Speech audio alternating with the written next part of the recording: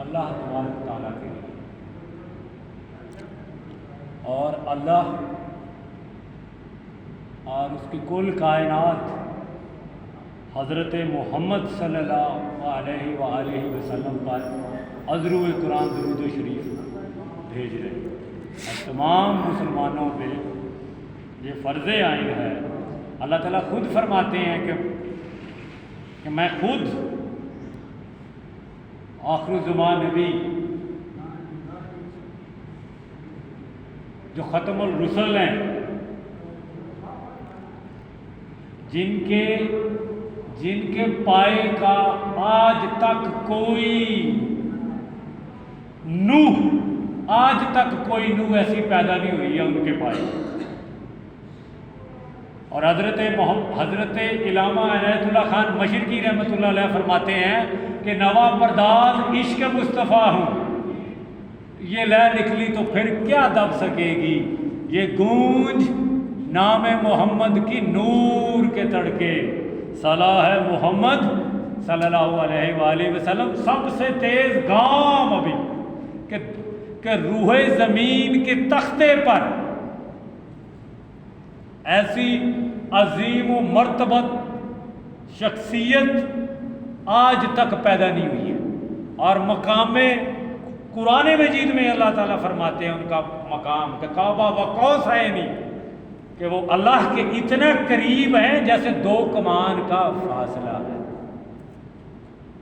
تو کسی جاہل کی، کسی کم فہم کی، کسی بے شعور کی، کسی کم عقل کی کیا مجال ہے ان کی شخصیت کو تھوڑا سا کمی کر سکے۔ لیکن ایز اے مسلمان جو صورتحال بنی ہوئی ہے، پچھلے انڈیا نے جو جہاں پہ تھوڑا انہوں نے جو حضرت محمد صلی اللہ علیہ وسلم کی شان میں یہ، تو اس کا صرف ایک ہی حل ہے، صرف ایک حل کہ جب تک آپ متحد نہیں ہوں گے، منظم نہیں ہوں گے، آپ کے اندر کسی قسم کی فرقہ بندی نہیں ہوگی، آپ ایک لڑی میں پروئے ہوئے ہوگی، آپ میں اخوت ہوگی، بھائی چارہ ہوگا، اور دشمن کو نظر آئے گا کہ یہ ایک جسم اور ایک دیوار کی مانند ہیں، تو کسی کی جرت نہیں ہوگی کہ وہ آپ کے نبی، ہمارے نبی اور کل کائنات کے نبی، آخری زمان نبی پہ کوئی انگلی یا اشارہ کر سکے۔ یہ ہماری کمزوری ہے، اور ہم اس کمزوری پہ دھیان ہی نہیں دے رہے ہیں۔ اگر تمام مسلم ورلڈ، تمام امت مسلمہ اگر یکجان ہو جائے، متفق ہو جائے، متحد ہو جائے، تو کسی کی کیا ضرورت ہے؟ کیونکہ تمام دنیا کے نیچرل ریسورسز، قدرتی وسائل جو اللہ نے بھرمار کی ہوئی ہے آپ کو، آپ تو ایک اشارے سے کسی کو تھوڑا سا بند کر دیں تو بالا ہو سکتی ہے، پوری جو دنیا کا نظام ہے نا وہ بند ہو سکتا ہے، لیکن متحد نہیں ہے نا، منظم نہیں ہے نا، گروہ بندی کا شکار ہیں، فرقہ بندی کا شکار ہیں، مختلف رنگوں میں بٹے ہوئے ہیں، جس طرح پاکستانی مسلمانوں میں بھی یہی حال ہے۔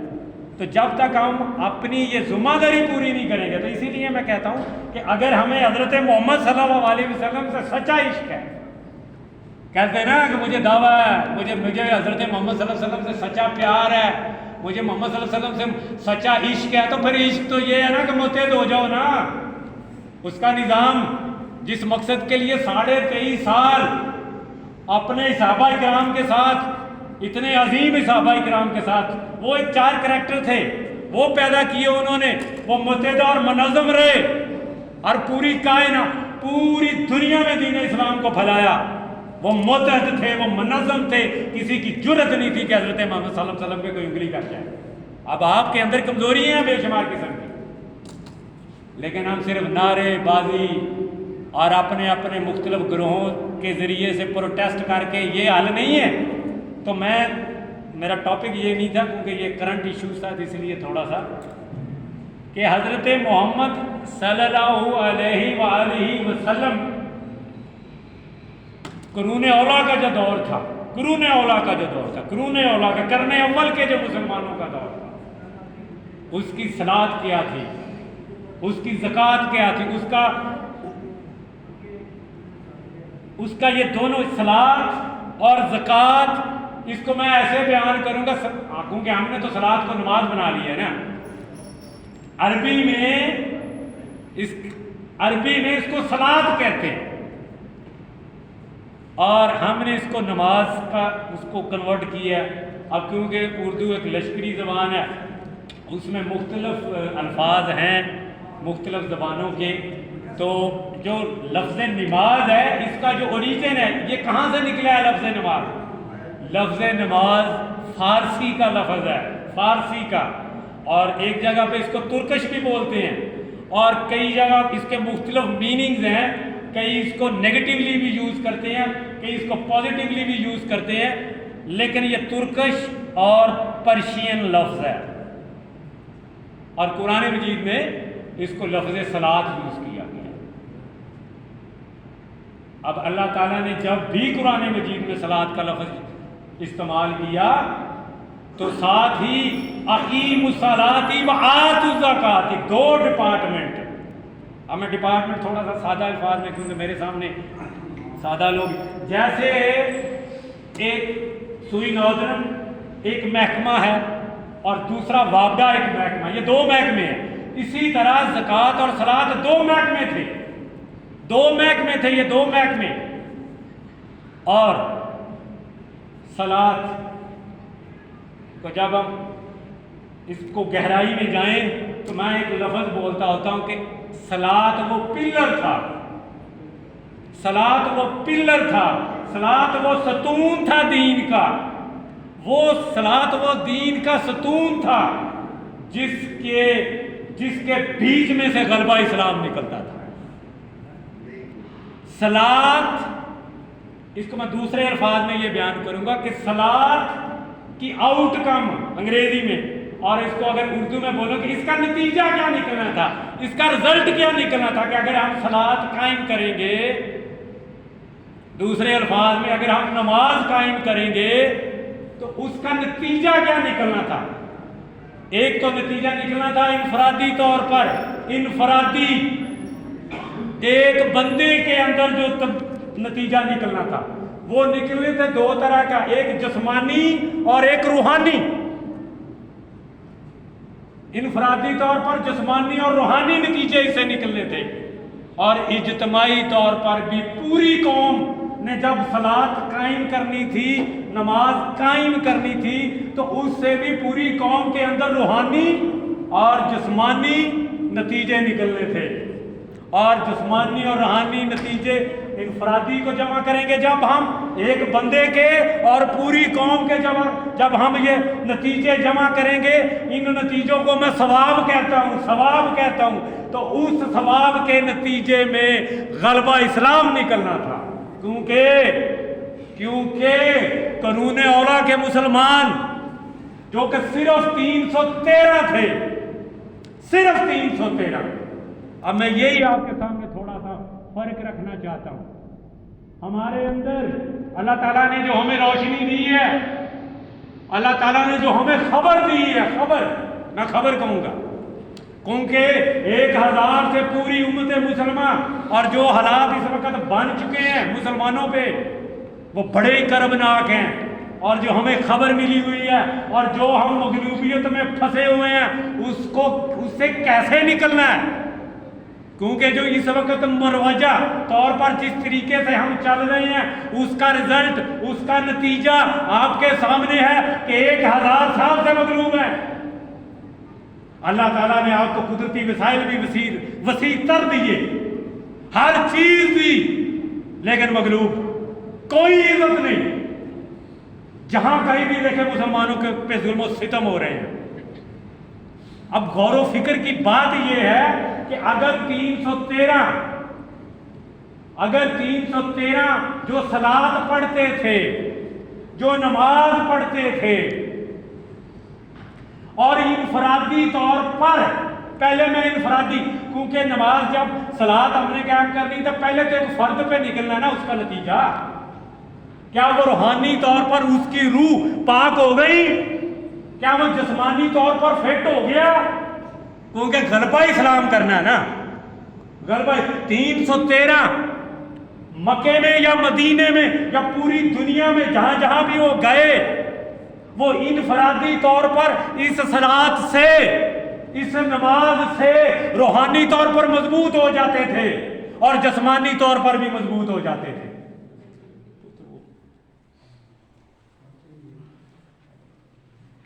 وہ انفرادی طور پر بھی اور روحانی طور پر بھی، تھوڑا جلدی کریں یار، تسلسل نہیں ٹوٹنا، تھوڑا جلدی کریں۔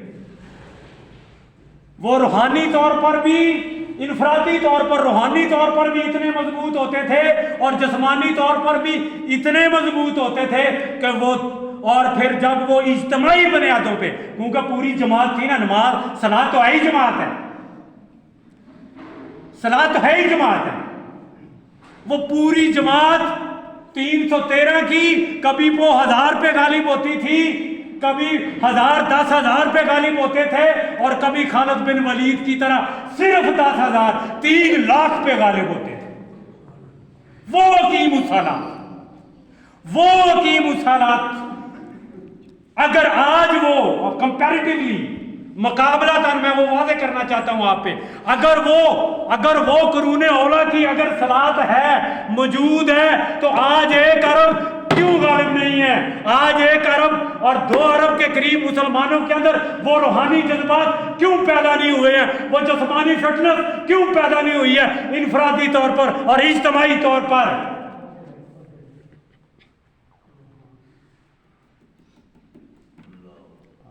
تھوڑا پانی بھی ملا دیجیے۔ تو ہمیں غور و فکر کرنا ہوگا کہ ہم کس راستے پہ چل رہے ہیں، کیا اسی راستے پہ کتنا عرصہ چلتے رہیں گے، اور کتنا عرصہ پوری کیونکہ حضرت محمد صلی اللہ علیہ وسلم پوری کائنات کے نبی ہیں، اور آپ امت مسلمہ پوری کائنات کے لیے رحمت للعالمین کے پیروکار ہیں، ان کو وہ آسانیاں اپنے پیدا کرنی ہیں جو حضرت محمد صلی اللہ علیہ وسلم نے قرون اولا کے دور میں مکہ اور مدینے پوری دنیا میں دی۔ وہ قانون رائج کرنا ہے، وہ قانون کو غالب کرنا ہے۔ اگر وہ غالب نہیں ہے اور دنیا کے کسی خطے میں بھی اگر ظلم اور زیادتی اور ناانصافی ہو رہی ہے، تو قرآن مجید کی ذمہ داری مسلمانوں تم نے لی ہے، تم نے لی ہے۔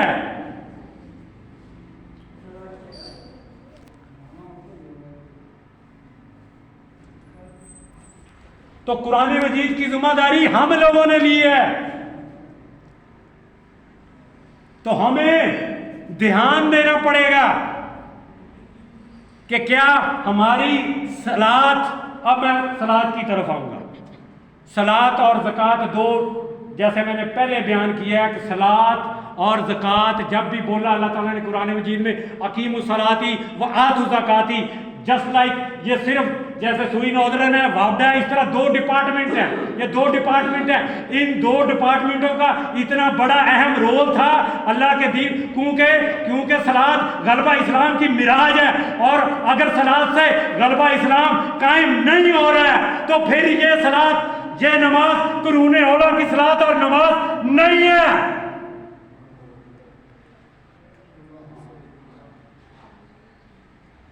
پورے قرآن مجید میں اقیم الصلاۃ کا جو لفظ آیا ہے وہ 19، یہ اس کی لغت جو ہے وہ سواد لام واو ہے، یہ 3 لفظ ہیں، سواد لام واو، یہ 3 لفظ ہیں، اور ان 3 لفظوں سے 4 لفظ نکل رہے ہیں، اور لفظ صلاۃ جو ہے وہ پورے قرآن مجید میں صرف ایگزیکٹ 58 دفعہ آیا ہے، 58 دفعہ،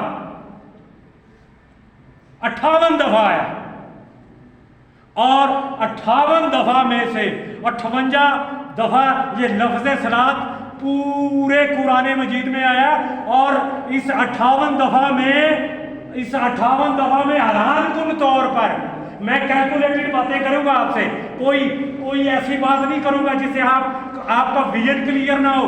اس 58 لفظوں میں سے 26 دفعہ اقیم الصلاۃ وآتوا الزکوٰۃ آیا ہے، یعنی اندازہ لگائیں 58 دفعہ یہ اثرات پورے قرآن مجید میں آیا اور 26 دفعہ اقیم الصلاۃ وآتوا الزکاۃ ہے. 58 میں سے 26 نکال دیں. اور اگر 9 دفعہ اللہ نے کہا الصلاۃ اور پھر کہا رزقناہم انفقوا کہ نماز قائم کرو اور اللہ کی راہ میں خرچ کرو. صلاۃ کے ذریعے آپ نے جسمانی طور پر، صلاۃ کے ذریعے آپ نے روحانی طور پر، انفرادی طور پر، صلاۃ کے ذریعے جب آپ نے جماعت کی شکل اختیار کرنی تھی تو پھر آپ نے جماعتی بنیادوں پر، اجتماعی بنیادوں پر، روحانی طور پر اور جسمانی طور پر اتنا ٹرینڈ اور اتنا مضبوط ہو جانا تھا، کیونکہ اللہ نے کہا ان اللہ اشتری من المؤمنین انفسهم واموالهم بان لهم الجنہ. صلاۃ وہ انفسهم تھا، وہ نفس کی مضبوطی تھی صلاۃ. اور زکوٰۃ اور 9 دفعہ رزقناہم انفقوا اللہ کی راہ میں خرچ کرو. اور ایک دفعہ اللہ نے صلاۃ کہا، پھر زکوٰۃ کہا اور پھر کہا قرض حسنہ مجھے دو، مجھے قرض حسنہ دو. وہ کس لیے اللہ نے قرض حسنہ دینا تھا؟ اس لیے لینا تھا کہ ہم خالی خولی کریں اور وہ بھی اپنے نفسوں کو موٹا کرنے کے لیے لوگوں کی قطاریں لگا کے لوگوں کو کہیں کہ یہ میں نے اس کو بانٹ دیا. نہیں، اللہ کے نظام کو غالب کرنے کے لیے اللہ نے کہا مجھے قرض حسنہ دو. غالب کیوں کرنا؟ غالب اس لیے کرنا تھا کہ اللہ کے نظام کے علاوہ کوئی بھی نظام کل کائنات کے لیے آسانیاں پیدا نہیں کر سکتا، کیونکہ انسان سب سے پہلے جب بھی کوئی قانون بناتا ہے تو اپنا پرسنل انٹرسٹ، اپنی ذاتی غرضیں، یہ ذاتی غرضیں کیا چیز ہوتی ہیں؟ یہ ذاتی غرضیں اپنے اندر رکھ کے بناتا ہے، اس لیے وہ اللہ کے نظام کے مقابلے میں کبھی بھی نہیں ہو سکتا. تو عشق رسول کا تقاضا یہ تھا. بڑا ہوتا ہے نا عشق رسول. میں بھی کہتا ہوں عشق رسول کیونکہ اس سے بڑی تو کوئی ہستی نہیں ہے. عشق رسول کا تقاضا یہ تھا کہ جس نظام کے لیے وہ دنیا میں آئے تھے وہ نظام تو مغلوب ہو چکا. اللہ اور اللہ کے نبی نے ہماری شکلیں دیکھنی ہیں، ہماری شکلیں دیکھنی ہیں کیسی ہیں. وہ نظام تو مغلوب ہو چکا، کیونکہ اللہ تعالیٰ نے 3 آیتوں میں، یہ مجھے بار بار بات کرنی پڑتی ہے، هو الذی ارسل رسولہ بالہدی ودین الحق لیظہرہ علی الدین کلہ. تمام باطل نظاموں پہ میرا نظام غالب کرو. یہ اللہ کے نبی کی غرض و غایت تھی زندگی کی، یہ اللہ نے انہیں پروگرام دیا تھا. تو آپ اس پروگرام کو مغلوب کر کے یہ سمجھ کے بیٹھے ہوئے ہیں کہ آپ حضرت محمد صلی اللہ علیہ وسلم سے والہانہ عشق کرتے ہیں. ایک سادہ سی بات، میں بھی ایک ڈپارٹمنٹ میں کام کرتا ہوں. میرا باس کی اگر میں صرف خالی تعریفیں کیے جاؤں، بہت اچھا ہے، بہت خوبصورت ہے، بڑا لائق ہے، اور 1 ٹکے کا کام نہ کروں، کیا وہ مجھے شاباش دے گا؟ بولو بھی، کیا وہ مجھے شاباش دے گا؟ تو آپ کس فہم میں مبتلا ہو چکے ہیں کہ آپ کو جنت مل جائے گی، کیونکہ وہ تو انفسہم واموالہم، انفس سے صلاۃ تھا، اموال زکوٰۃ اور قرض حسنہ تھا، اموال جہاد فی سبیل اللہ تھا، اور اموال فی سبیل اللہ تھا. جب بھی اللہ تعالیٰ نے جہاد کی بات کی، جہاد فی سبیل اللہ ہی اموال کے ساتھ جہاد کو جب سبیل اللہ کہا، اموال بھی ساتھ اٹیچ کر دیا. مقصد کیا تھا؟ اس لیے میرے پاس کوئی ایسی گولی نہیں ہے. پچھلے کئی ہزار سالوں سے بڑی میٹھی گولیاں، سونے والی گولیاں، زینکس ٹائپ کی گولیاں قوم کو کھلا کے سلا دیا گیا ہے، اور ان کا اب ذہن ایسا ہو چکا ہے کہ ان کو یہی نہیں پتا کہ یہ بندہ سچا ہے کہ یہ بندہ چاہتا. اتنے کنفیوز ہو چکی ہے یہ قوم، اتنی کنفیوز ہو چکی ہے یہ قوم. ہم کلب کے ادھر کھڑے ہو کے ہم آپ کو متحد کرنا چاہتے ہیں، ہم آپ کو جوڑنا چاہتے ہیں، ہم آپ کو اکٹھے کرنا چاہتے ہیں. ہمیں پتا ہے کہ اسے اکٹھے کرنے میں اللہ کا دین غالب ہو جائے گا, اسے اکٹھے کرنے میں عشق رسول کا تقاضا پورا ہو جائے گا, اسے اکٹھا کرنے میں پوری دنیا کے انسانوں کو امن مل جائے گا, پوری دنیا کے انسانوں کو یکساں رزق کے ذریعے مل جائیں گے, کسی کے ساتھ ناانصافی نہیں ہوگی, کسی کے ساتھ کوئی ظلم اور جبر نہیں ہوگا. ہم آپ کو پسند ہی نہیں ہیں. آپ کو وہ لوگ پسند ہیں جو آپ سے 35,000 روپیہ لے کے جاتے ہیں اور پھر ساتھ والے مسلک پہ انگلیاں کھاتے ہیں, کہتے ہیں ٹکڑے ٹکڑے ہی رہو. آپ کو وہ لوگ پسند ہیں. یہی تکلیف ہمیں ہو رہی ہے کہ میری امت مسلمہ اتنی زوال پذیر ہو چکی ہے کہ ان کو یہی نہیں پتا کہ یہ اسلام کا ساتھی ہے کہ وہ اسلام کا ساتھی ہے.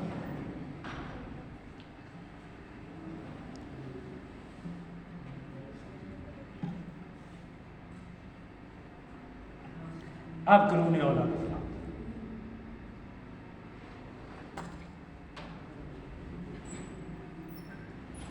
میں زکوٰۃ کی طرف تھوڑا سا, زکوٰۃ 26 دفعہ اس کے ساتھ اٹیچ کی گئی. It's a purely financial department. یہ وہ مال تھا حضرت محمد صلی اللہ علیہ وسلم نے بیت المال قائم کیا تھا مدینے میں, اور ان کے زیر سایہ ان کے ساتھیوں کی تربیت اتنی خوبصورت تھی کہ کوئی مس مینجمنٹ نہیں کر سکتا تھا. کوئی کسی کی جرت نہیں تھی کہ وہ مسجد کا حق کھائے, کسی کی جرت نہیں تھی جو غریب کے حصے کا اس کا حق کھائے, کیونکہ وہ ٹرینڈ ہی اللہ نے ایسے کیے تھے. بلکہ میں آپ کو یہ کہوں, حضرت ابو بکر صدیق رضی اللہ تعالیٰ عنہ ہو, حضرت عمر فاروق رضی اللہ تعالیٰ عنہ ہو, جو کہ انہوں نے اللہ سے ڈائریکٹ دعا کر کے لیے تھے, حضرت عثمان غنی رضی اللہ تعالیٰ عنہ ہو, یا حضرت علی کرم اللہ وجہ, یا باقی جو ہمارے عشرہ مبشر حضرت عبیدہ بن ابی جراح, بہت بڑے بلند صحابی وہ ہوں. یہ کریکٹر تھے, کریکٹر یہ کردار تھے, یہ انسان تو تھے لیکن یہ قرون اولا کے کردار تھے. جب تک اس کردار کے بندے آج کے مسلمانوں میں پیدا نہیں ہوں گے غلبہ اسلام نہیں آ سکتا. بس یہ نہیں ہے حضرت ابو بکر صدیق کی تعریف شروع کر دی, وہ تو قابل تعریف ہے. حضرت علی کی تعریف شروع کر دی, وہ تو قابل تعریف ہے. اور ان کا کریکٹر آج کس نے کرنا ہے, وہ کردار آج کون ادا کرے گا, کیونکہ دین اسلام تو مغلوب ہو چکا. آپ جب ان کے پاس جائیں گے آپ کہیں گے ابو بکر صدیق, ہمیں صحابہ سے بڑا پیار ہے, ہم صحابہ کے بڑے ماننے والے ہیں, ہم حضرت محمد صلی اللہ علیہ وسلم کے بڑے ماننے والے ہیں. وہ کہیں گے اب مجھے صرف ایک ہی بتاؤ, کیا میرا نظام جو کوئی اللہ نے میرے ذمے لگایا تھا کیا تمہارے دور میں وہ غالب تھا یا مغلوب تھا؟ کیا جواب دو گے؟ وہ جواب کیا دیں گے؟ وہاں اللہ کے نبی یہ نہیں پوچھنا تمہارا کس گروہ سے تعلق تھا, کیونکہ اللہ نے قرآن میں کہہ دیا مسلمان, کہ میں نے تو آپ کا نام مسلمان رکھا ہے. وہ تو پوچھنا ہی نہیں اس نے, اللہ کے نبی نے تو یہ بات پوچھنی نہیں ہے. تو وہ کریکٹر تھے, اور وہ کریکٹر جب مسلمانوں میں پیدا ہوتے رہیں گے, جس سال پیدا ہوں گے, جس صدی پیدا ہوں گے, قرون اولا کا سلام غالب رہے گا. آج اپنے اندر نظر دوڑا کے دیکھیں, کیا اس کریکٹر کے لوگ ہیں؟ سب سے بڑی نشانی یہ ہے کہ آپ مغلوب ہیں, اس کریکٹر کا کوئی انسان اس وقت موجود نہیں. اب میرے بڑے پیارے ساتھی ہیں, وہ کہتے ہیں ہم صحابہ, بالکل صحابہ, وہ صحابہ ہی تو تھے, وہ چاند کے روشن ستاروں کی مانند تھے. ان سے اگر محبت کرنی ہے نا تو اس کے نظام کو غالب کرو. اور اگر حضرت محمد صلی اللہ علیہ وسلم سے دعوی عشق, وہ کہتے ہیں کہ لفظ عشق, وہ عشق تو بڑا ڈونگا لفظ ہے, یہ لفظوں پہ لڑنا شروع کر دیتے ہیں, نہیں یہ لفظ. اور علامہ صاحب بولتے ہیں نوا پرداز عشق مصطفیٰ, نوا پرداز عشق مصطفیٰ, یہ لہ نکلی تو پھر کیا دب سکے گی. یہ گونج نام ہے محمد کی نور کے تڑکے, اور صلاح ہے محمد سب سے تیز گام, تو سب سے آگے. تو یہ کریکٹر تھے. صحابہ رسول سے محبت کا تقاضا یہ ہے کہ ان کے نظام کو غالب کیا جائے. حضرت محمد صلی اللہ علیہ وسلم سے محبت کا تقاضا یہ ہے کہ ان کے نظام کو غالب کیا جائے. اس کے لیے یونٹی. اب زکات پورے قرآن مجید کہیں بھی اللہ تعالیٰ کہتے ہیں، اللہ تعالیٰ فرماتے ہیں قرآن مجید میں کسی کا غلط نام نہ لو، کسی کے پیٹھ پیچھے برائی نہ کرو، کسی کی چگلی نہ کرو، اپنے بھائی کا گوشت نہ کھاؤ، متحد رہو، تمہارا نام یہ ہے. یعنی بہت، جس کو ہم بہت چھوٹی چھوٹی باتیں سمجھتے ہیں نا، وہ چھوٹی باتیں نہیں ہیں، وہ آپ کے کریکٹر کو بلڈ کر رہی تھی، وہ آپ کے کردار کو بڑا کر رہی تھی. کیونکہ یہ چھوٹی چھوٹی باتیں جس کو ہم سمجھ کے بیٹھے ہوئے ہیں، یہ ہمارے اندر جراثیم کی طرح پھیل چکی ہیں. یہ چھوٹی نہیں تھی، ہم کو یہ بتا دیا گیا یہ چھوٹی ہے، یہ چھوٹی نہیں تھی. کسی بھی انفرادی شخص کا کردار یا کسی بھی قوم کا اجتماعی کردار انہی چیزوں سے بننا تھا جو قرآن مجید میں اللہ نے ڈیٹیل میں بیان کی ہے. لیکن حیران کن حد تک 2.5 جو زکوٰۃ ہے نا، اللہ نے قرآن میں نہیں بیان کی، حدیث مبارکہ میں. اب میں تھوڑی سی کیلکولیشن پہ جاؤں گا کہ 2.5 کا ذکر حدیث مبارکہ میں کہا ہے، قرآن مجید میں نہیں کہا. کیونکہ اللہ نے قرآن مجید میں یہ کہا کہ مجھے قرض حسنہ دو. اور جب قرض حسنہ کی اللہ نے بات کرنی ہے، مجھے بتاؤ، تو کیا اللہ نے یہ کہنا ہے میں نے تھوڑا سا، یا یہ کہنا 2.5. اور اللہ تعالیٰ یہ کہنا فرماتے ہیں کہ تم خوشحالی اور تنگ دستی دونوں حالتوں میں میری راہ میں خرچ کرو. اب اس کی راہ میں خرچ کیوں کرنا ہے؟ تو اللہ کے نظام کو غالب کرنا ہے. ایک جگہ پہ اللہ تعالیٰ فرماتے ہیں کہ جو میری راہ پہ خرچ کرے گا اس کو میں 10 70 700 پھر اس سے بھی اوور ہے ڈبا. پھر اللہ نے ایک جگہ پہ کھول کے بیان کیا کہ یہ بھی نہیں ہے، یہ کہہ دیتے ہیں کہ یار وہ کھلے عام نہیں. اللہ کہتا کھلے عام بھی اور چوری چھپے بھی. کھلے عام کا مقصد یہ ہوتا ہے کہ آپ کا نفس نہ موٹا ہو، کیونکہ ہمارے تو نفس موٹے ہو گئے نا، او میں نے اتنے دے دیے. اللہ نے یہ اسی لیے کہا تھا کہ ترغیب پیدا ہو دوسروں میں بھی. تو زکوٰۃ 2.5 اس کو بھی میں کیلکولیٹ کر کے بتاتا ہوں. 2.5 جو ہے نا 2.5، جب اس کو آپ 40 سے ضرب دیتے ہیں تو 100 پورا ہو جاتا ہے. کیونکہ 2.5 روپے ہم نے 100 روپے پہ زکوٰۃ دینی ہے، تو 2.5 ضرب 40 100، یعنی کہ 40 سال کے بعد آپ کے پاس کوئی روپیہ نہیں ہوگا. اور آپ کہتے ہیں 2.5 سے. یعنی اللہ تعالیٰ فرماتے ہیں کہ میری راہ پہ خرچ کرو، میرے نظام کو غالب کرنے کے لیے خرچ کرو، اور پھر سب چھوڑ دو، تمہارے رزق کا ذمہ میں لیتا ہوں. اور اس راز کو، یہ بھی تھوڑا راز بتا دوں، ہم بھی باتیں راز کی کریں گے کیونکہ میٹھی گولی تو ہے نہیں ہے. راز کی باتیں جو لوگ ان دنوں میں یہ محسوس کر رہے ہیں کہ اللہ تعالیٰ نے بڑی یہ بڑا مہنگائی کا عذاب آ گیا. سادہ سا فارمولہ دیتا ہوں، تقریباً 14 سال سے اس پہ میں لگا ہوا تھا کہ یار راز کیا ہے، راز کیا ہے. اب وہ حضرت عثمان غنی نے وہ کہا کون سا راز جانا تھا کہ وہ غنی ہو گئے. وہ راز کیا تھا؟ وہ راز یہ تھا کہ اللہ نے کہا مجھے قرض حسنہ دو. اللہ نے کہا کہ میرے دین کو غالب کرنے کے لیے سب کچھ دے دو. اللہ نے کہا میں 10 گنا دوں گا، 70 گنا دوں گا، 700 گنا دوں گا. اللہ نے کہا خوشحالی، یہ بھی نہیں کہا، یہ بھی نہیں کہا کہ تم غریب ہو تو نہ دو. اللہ نے کہا خوشحالی اور تنگ دستی دونوں حالتوں میں خرچ کرو. راز بتانے لگا تھا اللہ. عثمان غنی اس راز پہ پہنچ گئے. ابو بکر صدیق رضی اللہ تعالیٰ جنگ بدر، ہاں جی، کتنا سارے کا سارا کیا چھوڑ کے آئے ہیں؟ اللہ کا نام چھوڑ کے آئے ہیں.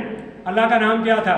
اللہ کے وہ وعدے جو قرآن میں تھے، 70 گنا، 10 گنا، 700 گنا میں تمہیں لیتا ہوں. اللہ کہتا میں تمہیں لیتا ہوں. اللہ کہتا رزق تو میں دیتا ہوں، تم بچوں کو کیوں مارتے ہو؟ اور رزق کی ذمہ داری میری ہے، تم کیا کرتے ہو؟ اللہ کی کیا ذمہ داری تھی؟ اس نے ذمہ داری دے دی تھی کہ میری راہ پہ میرے نظام کو غالب کرنے کے لیے لگا دو، بھوکا نہیں مارے گا. کیا عثمان غنی رضی اللہ تعالیٰ عنہ کبھی رزق کی کمی آئی؟ اللہ کو صرف ایک بندہ چاہیے. وہ بندہ کون سا ہونا چاہیے کہ اللہ جو اس کو وسائل دے وہ بغیر بددیانتی کے اللہ کی راہ میں خرچ کر دے. اللہ کو عثمان غنی چاہیے تھا، وہ جو بھی ملتا تھا اللہ کی راہ میں خرچ کر دیتا تھا. اتنا کہ آپ کے اندر اتنا روحانی جذبہ ہے کہ آپ کے اندر اتنی روحانی طاقت ہے کہ آپ کے اندر اتنی روحانی طاقت پیدا ہو چکی ہے، قربانی کا جذبہ پیدا ہو چکا ہے، تو پھر آزما کے دیکھیے گا کبھی بھی رزق کی کمی نہیں آئے گی۔ اس کے لیے پہلے اندر وہ ہے ہی تو 2.5 تو 40 سال بعد ختم تھی۔ اللہ نے تو یہ بھی کیلکولیٹ کر کے بتا دیا، کیونکہ اللہ کو تو چاہیے ہی یہ تھا، اللہ کو تو چاہیے ہی یہ تھا کہ نظام لا لیا۔ اللہ کو کیوں نظام کی پڑی؟ میں نے پچھلی دفعہ اللہ کو کیوں بار بار نظام کی پڑی بتاؤں گا کیوں پڑی ہے۔ یہ جو بڑی طاقتیں ہیں نا جنہوں نے اکنامک سسٹم بنا دیے، اقتصادی نظام بنا دیے، یہ جو بڑے بڑے لوگ بڑے بڑے فائنینشیل انسٹیٹیوشن IMF فلانا ورلڈ بینک وہ سارے پتہ کیا کر رہے ہیں؟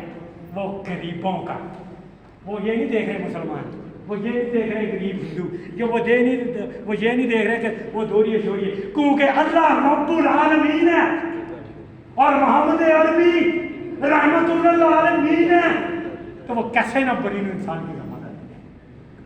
اور یہ ذمہ داری آپ نے کی تھی، یہ آپ نے کہا تھا کہ قرآن مجید مسلمان کی بڑے ڈنڈے سے ہم لیں گے، وہ پہاڑوں نے بھی انکار کر دیا، ساروں نے انکار کر دیا، آپ بھی کرتے تھے اس وقت۔ اگر نہیں کر سکے تو پھر ذمہ داری لیں، اور یہ ذمہ داری کا جواب آپ کو دینا پڑے گا۔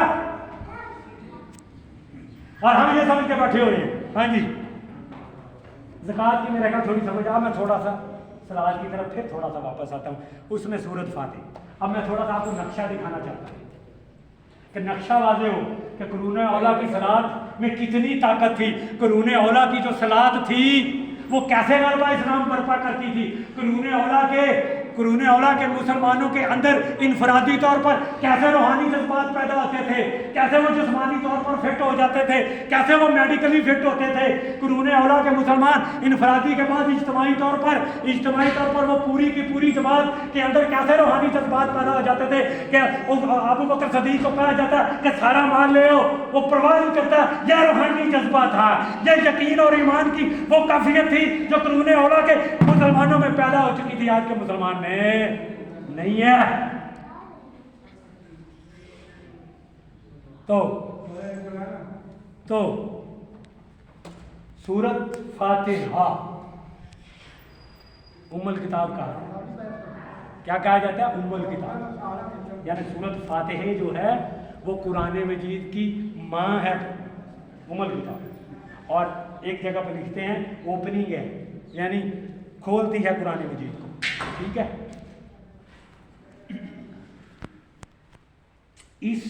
یہ جب اتری ہے تو مکے میں اتری ہے، مکے میں، اور نیئر اباؤٹ وہ جو سال بنتا ہے نا وہ سال یہ ہے کہ 4 نبوت کا چوتھا سال نیئر اباؤٹ کچھ لوگ کہتے ہیں قریباً۔ اور نماز جو ہے وہ آپ کو پتہ ہے معراج کے واقعے میں، معراج ہجرت سے 1 سال پہلے وہاں پہ فرض ہوتی ہے، اور مسلمان پڑھنا شروع کرتے ہیں 2 ہجری جب وہ مدینہ میں چلے۔ تو اب دیکھیں کافی سالوں کا اس میں ڈفرینس ہے۔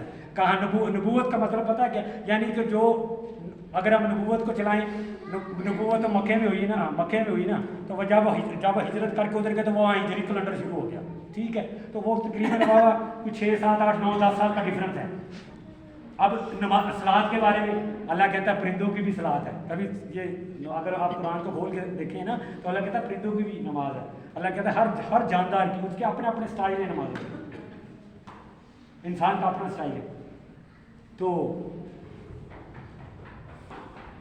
سورۃ فاتحہ نماز فرض ہونے سے پہلے، میں پہلے لے جاؤں گا کہ اس وقت سورۃ فاتحہ کے الفاظ کے کیا بنتے تھے، کیونکہ بہت ساری ایسے نہیں یہ نظام درم برم ہوا۔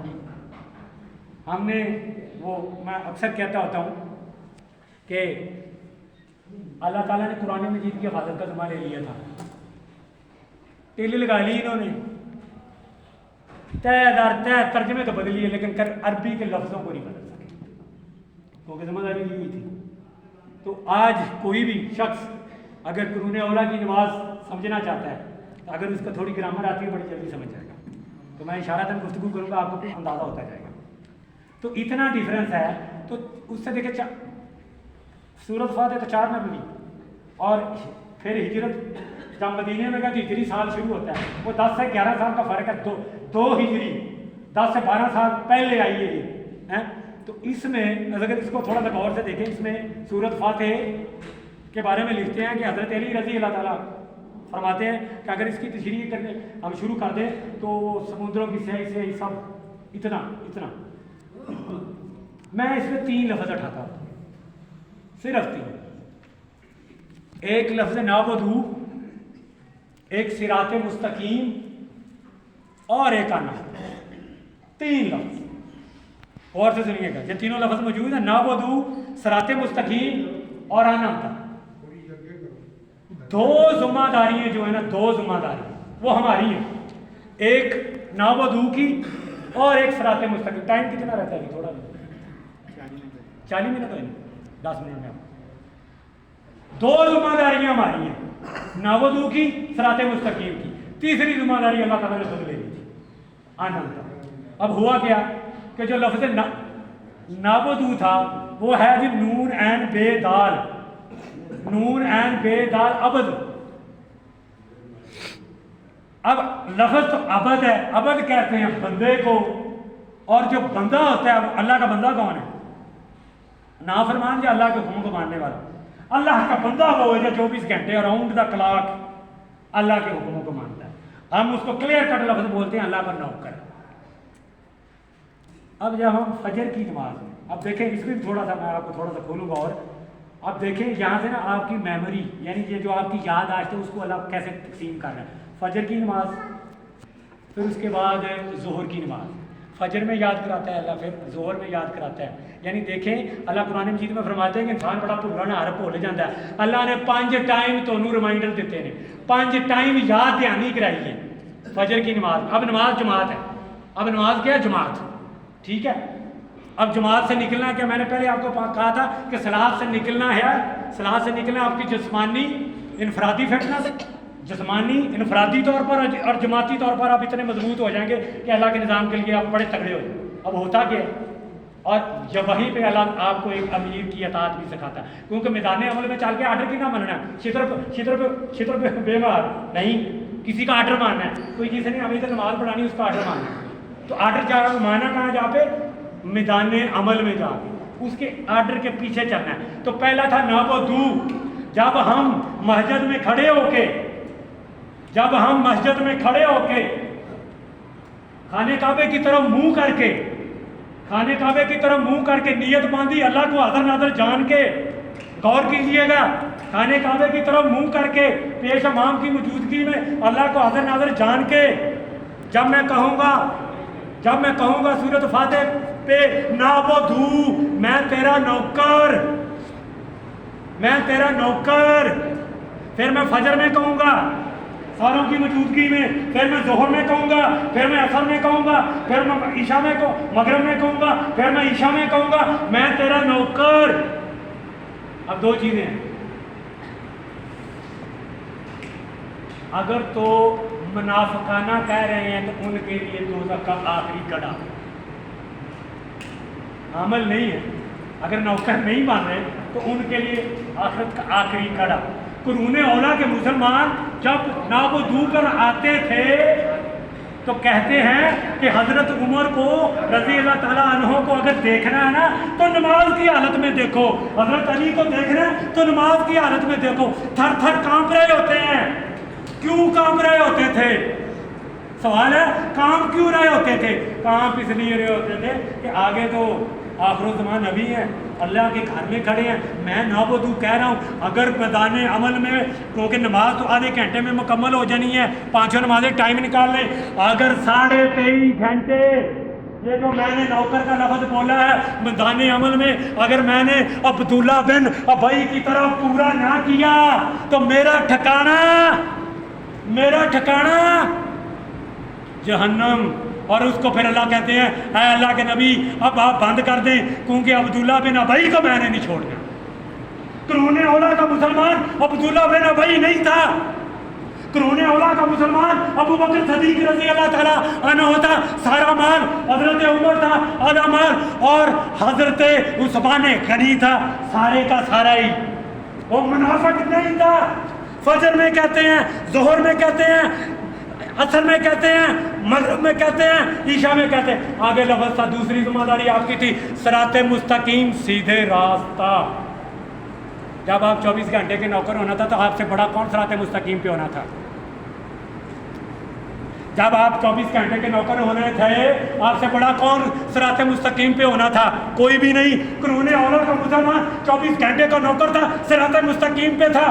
اور آخری وعدہ، یہ ذمہ داریاں جو مسلمانوں کی تھی۔ سورۃ فاتح بہت بڑا مقام رکھتی ہے، اس کی گہرائی میں نہیں گئے ہم کبھی۔ یہ دو ذمہ داریاں ہم پہ تھیں، اور آخری ذمہ داری اللہ تعالیٰ کی ذمہ داری تھی۔ وہ کہتے تھے، کہاں نام تھا، میں نے کہا تھا نماز غلبہ اسلام کی